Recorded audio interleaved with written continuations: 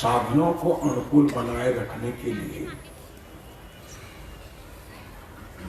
सावधानी पूर्वक संयम से जीवन जीना है। इसको किसी के हवाले छोड़ नहीं देना। हम जो होना चाहते हैं, पाना चाहते हैं, जानना चाहते हैं, जो भी हमारे जीवन की अभिप्सा है, सबको हम भाग्य और भगवान के हवाले कर देते हैं। ऊपर वाले की जैसी मर्जी होगी वैसा होगा, भाग्य में जैसा लिखा होगा वैसा होगा। भाग्य का निर्माता कौन है? भगवान क्या है? इन बिंदुओं पर पहले विचार कर लेना चाहिए। नीतिविद कहता है कि पूर्व जन्म कृतम कर्म तद्देव की कथ्यति। पूर्व के क्षणों में जो हम कर्म करते हैं, परवर्ती क्षण में उन्हीं कर्मों के परिणाम भाग्य बनकर आते हैं। भाग्य का निर्माता किसी और को हम न माने, कहीं और से कोई भाग्य का निर्माता नहीं है। हम अपने भाग्य का निर्माता स्वयं है।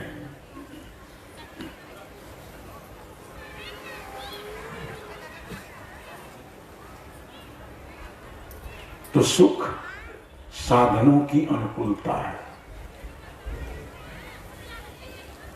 महर्षि पतंजलि ने कहा कि अनुकूल वेदनीयम सुखम, प्रतिकूल वेदनीयम दुखम। जो अनुभवों की अनुकूलता है, सुख है।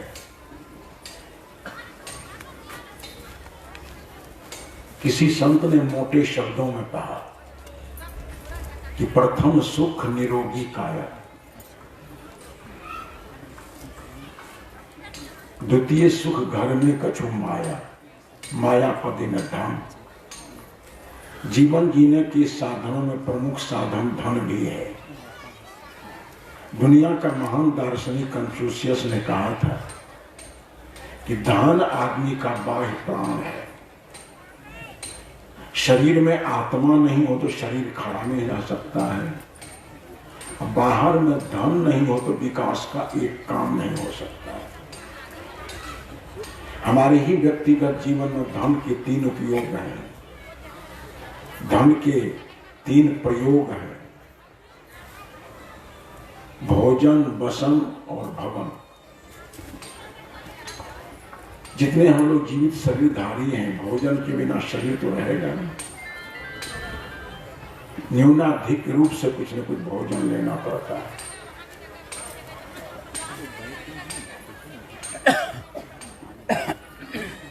प्रथम द्वितीय सुख घर में कछु माया, तृतीय सुख आप लोग अपनी तरफ देखिए। मंच पर बैठे लोगों को उससे फुर्सत मिल गई है। तृतीय सुख पतिव्रता नारी, पति सदाचारी। चतुर्थ सुख पुत्र आज्ञाकारी। संतुष्टो भार्या भर्ता, भर्त्रा भार्या तथैव च, यस्मिन् नेव कुले नित्यं कल्याणं तत्र वै ध्रुवम्। जहां पत्नी के व्यवहार से पति संतुष्ट हो, जहां पति के व्यवहार से पत्नी संतुष्ट हो, उस दाम्पत्य जीवन में नैसर्गिक स्वर्ग की आभा आ जाती है। आइए, मैं कह रहा था साधनों की अनुकूलता में सुख है।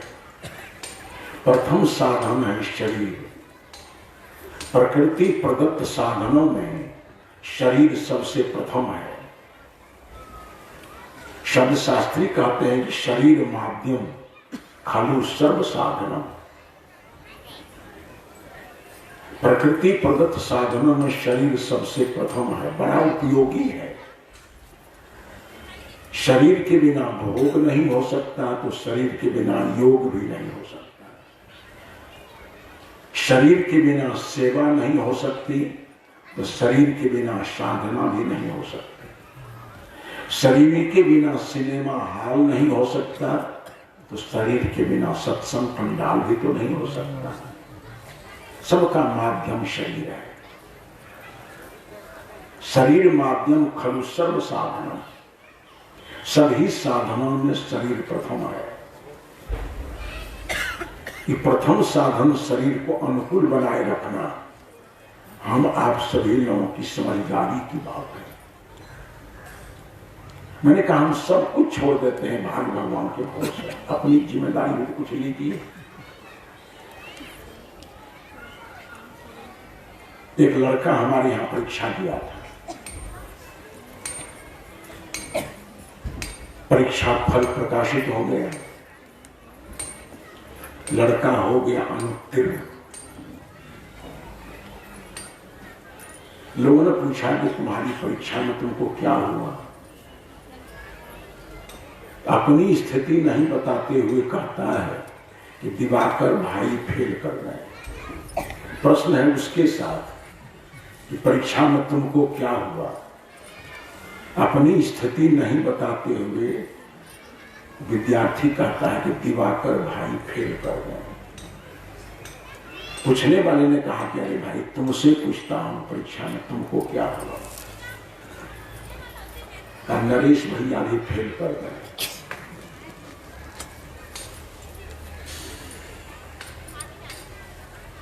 आखिर फेल किए क्यों? तो फेल होने का, अनुत्तीर्ण होने का कारण बतलाता है कि प्रश्न पत्र सही नहीं था। पूछने वाले ने पूछा कि प्रश्न पत्र में जितने प्रश्न उल्लिखित थे वो तुम्हारे पाठ ग्रंथ के थे कि नहीं? कहा थे तो सभी पाठ ग्रंथ के। कहा प्रश्न पत्र गलत कैसे हो गया? लड़के ने फिर कमजोरी बतलाई कि मैं मूल पुस्तक पढ़कर नहीं गया था, गैस पेपर पढ़कर गया था। पूछने वाले ने कहा गैस पेपर में सारे प्रश्नोत्तर हैं। कहा गैस पेपर को भी लेकर हम नहीं गए, उसमें से कुछ चीट पुर्जा बना लिए थे, लड़वे नहीं किया। परीक्षा में फेल हो। का दूसरा कारण का परीक्षा भवन में इतनी कड़ाई थी। परीक्षा लेने वाले तमाम महापुरुष थे, इतनी कड़ाई किए हुए थे कि गर्दन को हिलाने नहीं देते। परीक्षा में फेल कर गए कड़ाई के कारण। का और कोई कारण था? क्योंकि सहने वाले जो महाशय थे इतने कंजूस थे कि 23 नंबर दिए ही 33 नंबर देने में क्या बिगड़ रहा था? अब आप विचार कीजिए, कोई विद्यार्थी अपनी असफलता के कारणों को प्रदर्शित करे कि प्रश्न पत्र सही नहीं थे, परीक्षाओं में कड़ाई बहुत थी और कॉपी सहने वाले महाशय अनुदार थे। क्या जीवन में कभी भी सफल हो जाएगा? जो अपने जीवन की असफलता का कारण दूसरे को मानता रहेगा उसके जीवन में सफलता कभी आ नहीं सकती।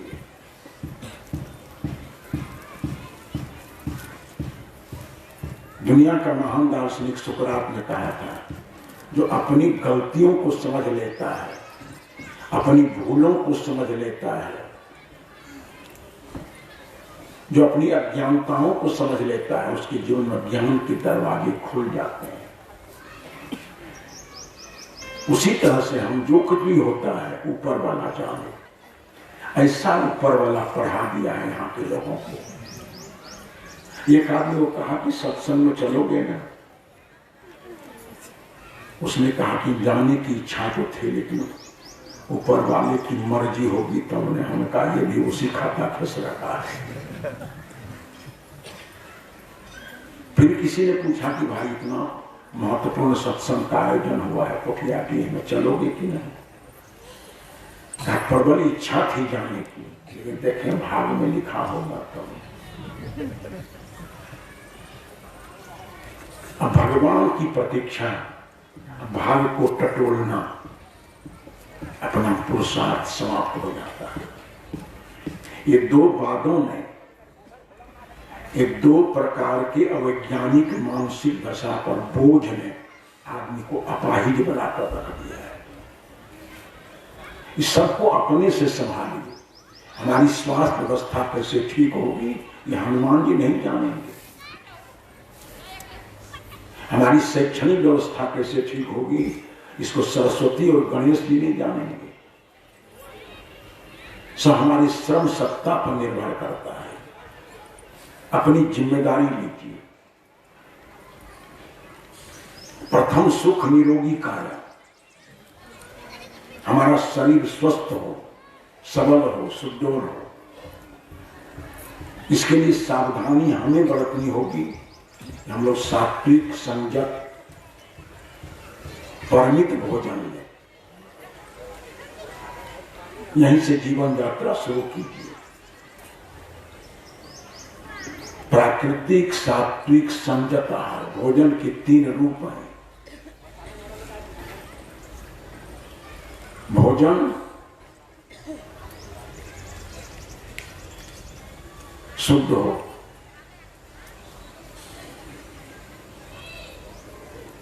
परिमित हो, मेद्य हो। मेद्य कहते हैं एकदम पवित्र भोजन, बहुत मसालेदार नहीं हो, बासात की भाषा नहीं हो।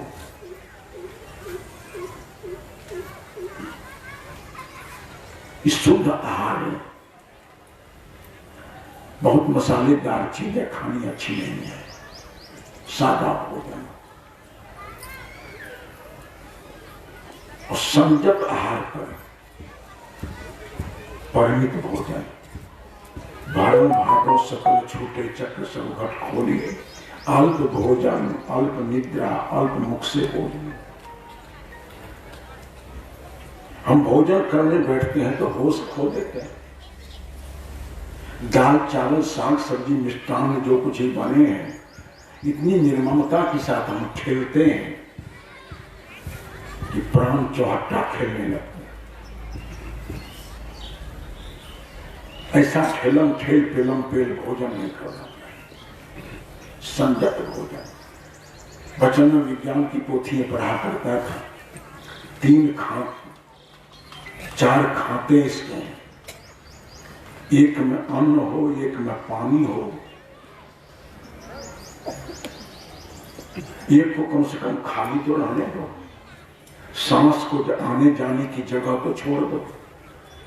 इतना संतुलित आहार करते हैं कि प्राण को आने जाने का मार्ग भी अवरुद्ध हो जाता है। ऐसा आदमी हॉस्पिटलाइज हो जाए तो कौन आश्चर्य है। तो सात्विक, संयत और मेघ में पवित्र। सात्विक भोजन चाहिए, पौष्टिक आहार। अब जहां पौष्टिक आहार का नाम लेते हैं आज के वातावरण में, तो लोग समझ जाता है पौष्टिक आहार तो मुर्गी की गुठी में है, संडे हो या अंडे में है। अंडे खोर लोग अंडे में शक्ति को खोजते हैं। मांसाहारी लोग मांस को। एक दिन एक लड़का मेरे पास आया, मैंने उससे पूछा कि पढ़ते हो कि नहीं जी।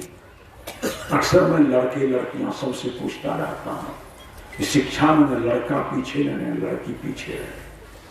हमारे देश का हर एक लड़का विद्वान हो, हर एक लड़की विदुषी हो, हर एक लड़का चरित्रवान हो, हर एक लड़की चरित्रवती हो।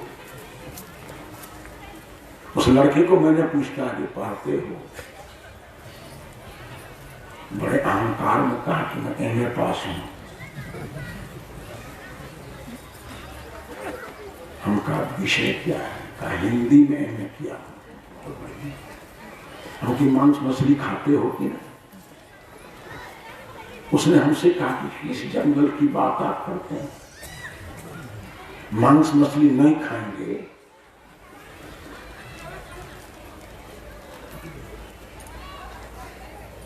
तो मानसिकता मजबूत कैसे बनेगी? हमने कहा तुम मांस मछली खाने वाले हिंदी का एमए हो, एक महापुरुष का नाम सुने हो, वह है लोकमान्य तिलक। गीता पर उन्होंने टीका लिखी है। टीका तो बहुत संक्षिप्त है। गीता पर उनकी 600 पृष्ठ भूमिका है, जिसमें सारे दर्शनों की बातें आ गई हैं। हिंदी भी ऐसी संस्कृत निष्ठ है कि सभी लोग पढ़ और समझ नहीं सकता है। हमने कहा बाबू देखो, तुमको तो मुर्गी मांस वाला ब्रेन है, लोकमान्य तिलक का ब्रेन टमाटर वाला, बैगन वाला, मूली वाला, दूध वाला, दही वाला है। ऐसा शाकाहारी ब्रेन से लिखी गई गीता की टीका भूमिका तुम एक पृष्ठ पढ़ करके उसका सार हमको समझा दो, सिर खुजलाने लगा। हम इस टीका को पढ़ने के लिए अंडा वाला ब्रेन लो, मांस वाला ब्रेन लो, जो शाक वाला ब्रेन का लिखा हुआ है। उनको भाव क्या समझाएगा? इतने संस्कृत निष्ठ शब्द हैं, पढ़ना नहीं पार लगता था उससे। हम लोग आज मानसिक दुर्बलता है कि हम पौष्टिकता मांस में ही देखते हैं। एक विचारक ने लिखा था कि 1 किलो मांस में जितना विकार युक्त प्रोटीन है, उतना निर्विकार प्रोटीन 1 पौवा अंकुरित चना में है। मानसिकता तो आप चीजों में बिगड़ गई है। मैंने कहा सात्विक, पौष्टिक और संयत आहार ले, मन और इंद्रियों को संयत रखें। और आज जो हमारे देश में प्रचलन है आसन प्राणायाम का, सुबह शाम कम से कम कुछ समय निकालकर 7-8 मुख प्राणायाम है, कपालभाति, भस्त्रिका आदि आदि, दर्जनों आसन है। प्राणायाम से प्राण संयत रहा, आसन से शारीरिक व्यवस्था ठीक रहती है, और संयम से ब्रह्मचर्य प्रतिष्ठायाम विधि लाभ, महर्षि पतंजलि ने कहा। जो इंद्रिय संयमशील हो जाता है उसको वीर्य लाभ होता है, शक्ति आती है। सारे लोग ब्रह्मचर्य पालन करो, इंद्रिय संयमशील बनो, सुबह शाम आसन प्राणायाम करो, प्राकृतिक सात्विक संयत आहार लो,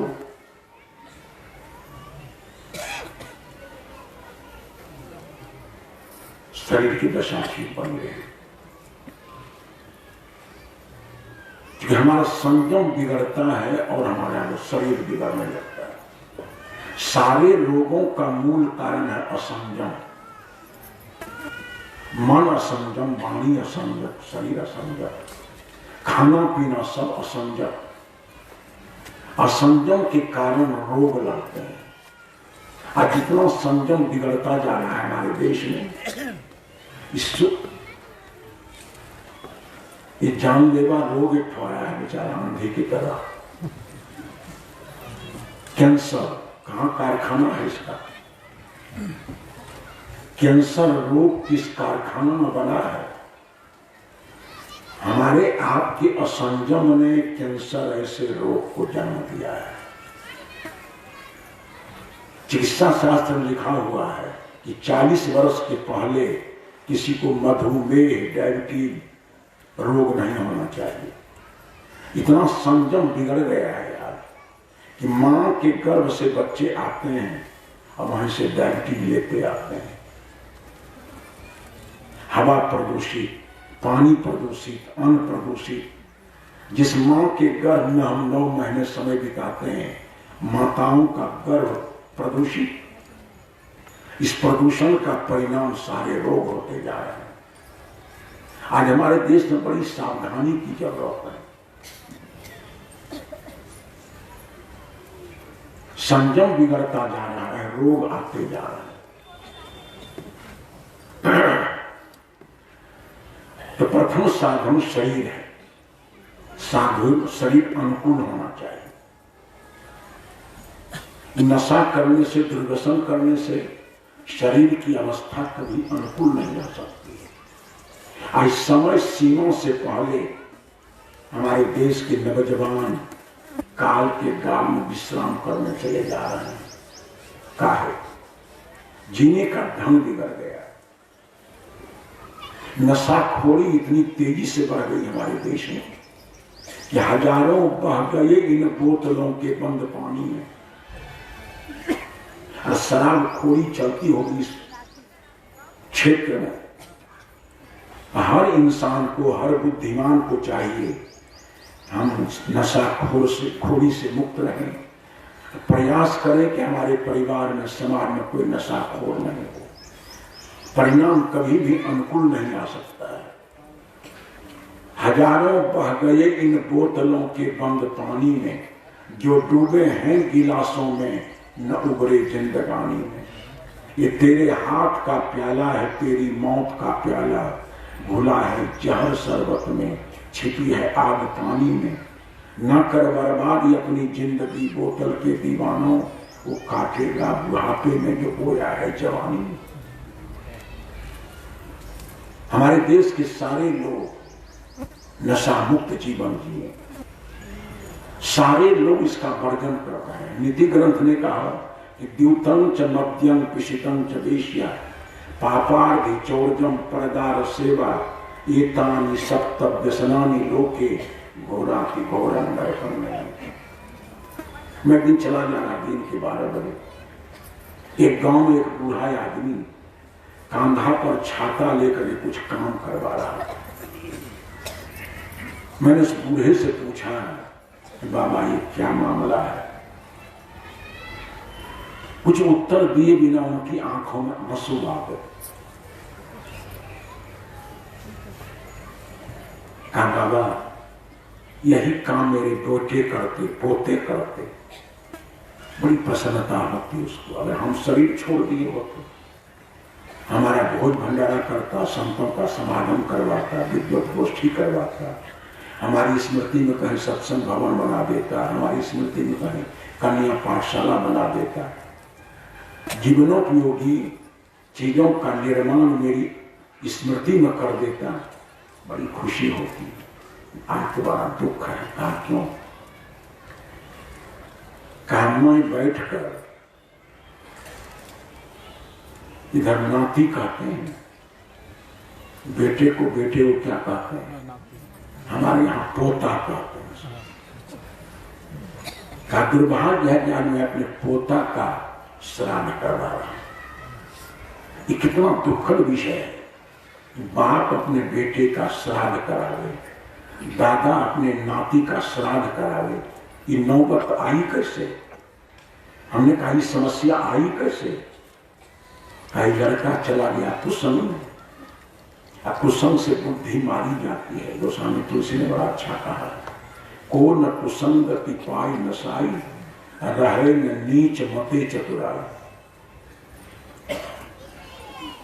कुसंग का प्रभाव तो आदमी को पतित बना देता है। कई लड़का कुसंग में चला गया, पीने लगा शराब। शराबखोरों के जीवन पर पहला प्रभाव शराब का लीवर पर और किडनी पर। शराब से लीवर प्रभावित होता है, किडनी प्रभावित होती है। जीवन के वो आधार है। जिसके लीवर काम करना छोड़ दिए, किडनी फेल कर गई, उसको श्मशान जाने से कोई रोक लेगा क्या? उसको तो कफन लेना ही लेना है। ये क्यों पाएगा कफन? लड़का गलत संगति में गया, पीने लगा शराब।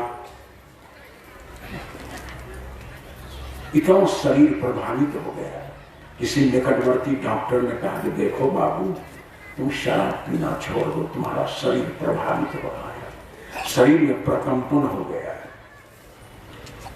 आदत का गुलाम लड़के ने कहा, डॉक्टर साहब आप कहते हो सही, कमजोरी मेरे पास है, दम टूट सकता है, बोतल छूट नहीं सकता है। बूढ़े ने कहा परिणाम ये हुआ गुरुजी, कि 19 वर्ष की अवस्था में लड़का मर करके सड़ करके चिता में जल गया और 94 वर्ष में अपने दादा से श्राद्ध करवा रहा है। ये सारी नौबतें क्यों आती हैं? असंयम के कारण। नशा करने की चीज है ये। बुद्धि लोमपतिजत द्रव्यम मदकारी तो मुच्यते। जिस वस्तु के सेवन करने से उचित अनुचित निर्णय करने की बौद्धिक क्षमता मलिन हो जाए उसको मादक द्रव्य कहा।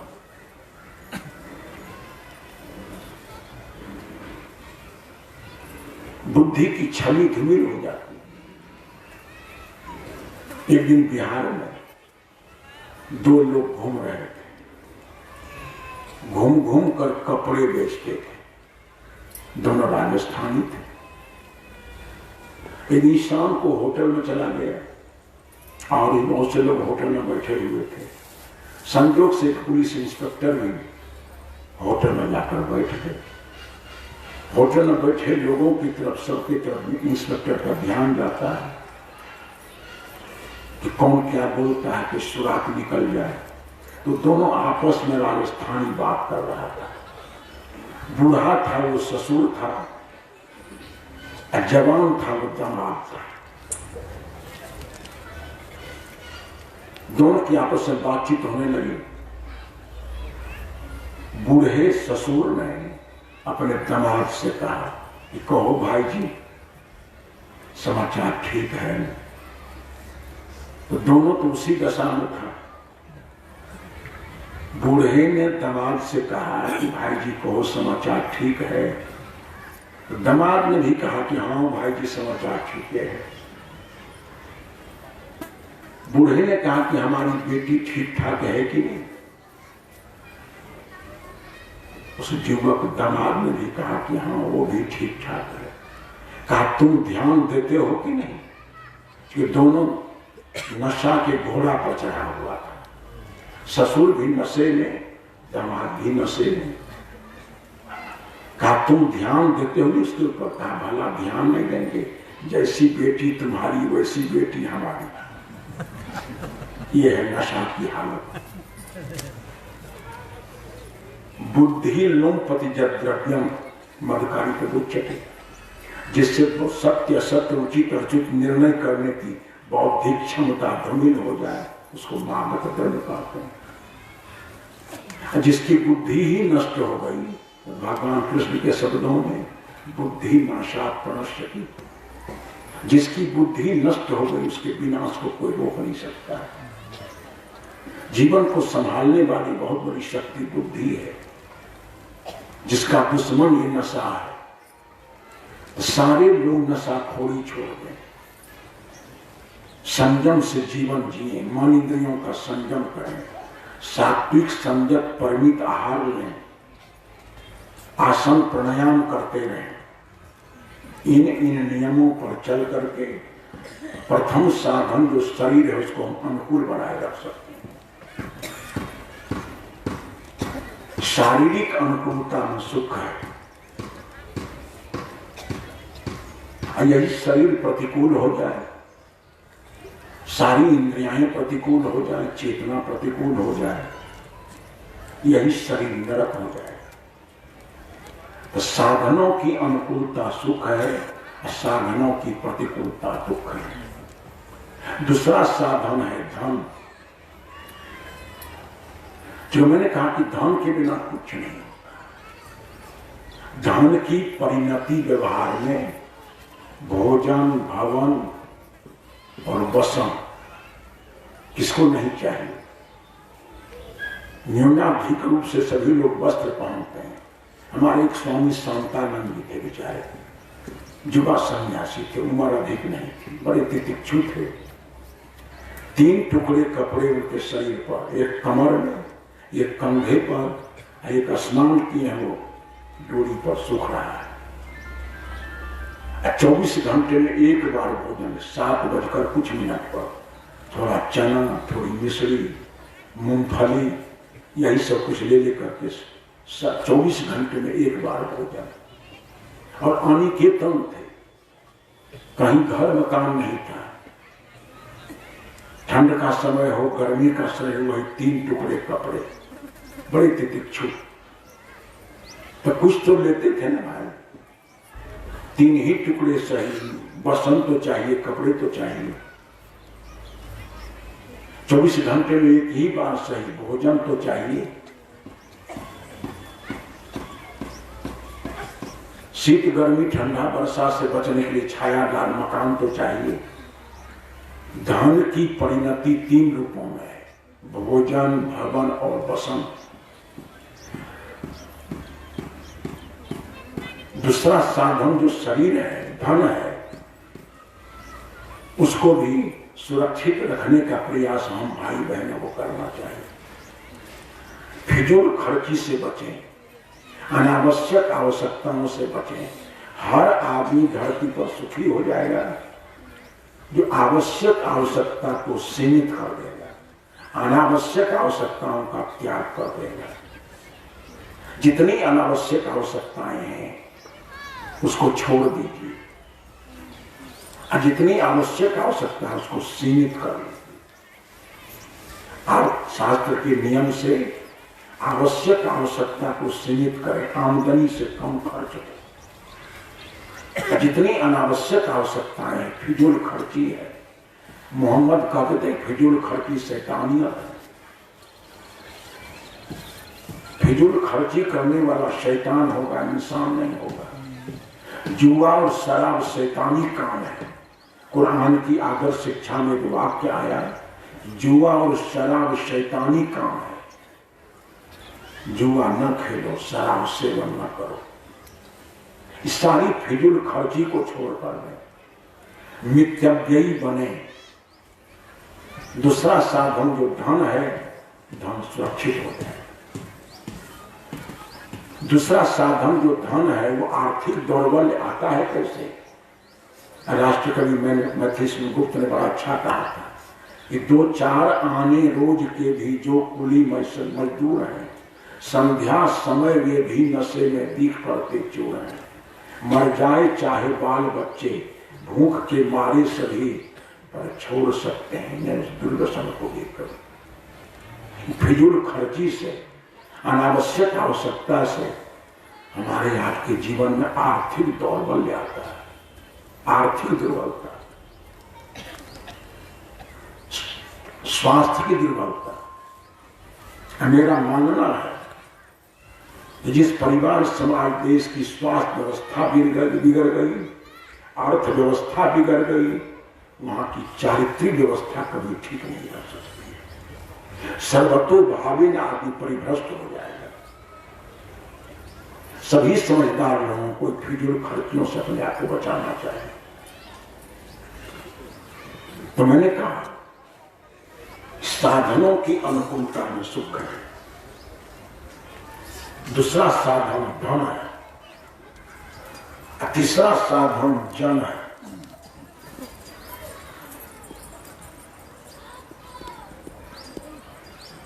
जन को अनुकूल रखने के लिए प्रेम पूर्ण वातावरण चाहिए, सहिष्णुता चाहिए। कि व्यक्ति का जीवन संयमशील होता है तो सुखी होता है। तो परिवार में प्रेम होता है तो परिवार संगठित और सुखी होता है। सामाजिक जीवन में न्याय होता है तो सामाजिक व्यवस्था सही बनी रहती है। समाज की व्यवस्था सही बनेगी न्याय से, परिवार की व्यवस्था सही बनेगी प्रेम से, व्यक्तिगत जीवन की अवस्था सही रहेगी संयम से। ये जन अनुकूलता तब रहेगी। ये जन तो साधन है।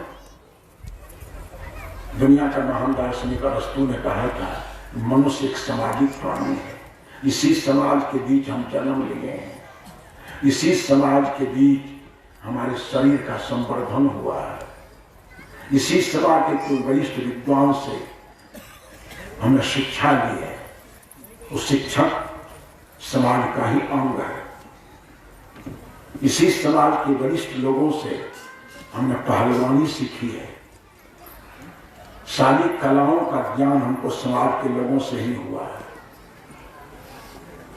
समाज भी दूसरा साधन है। सामाजिक सहयोग के बिना हम जी कहाँ रहे। 10 वर्ष की अवस्था में साधु जीवन में आए, माता पिता भाई बंधु सब कुछ हो। 2 भाइयों को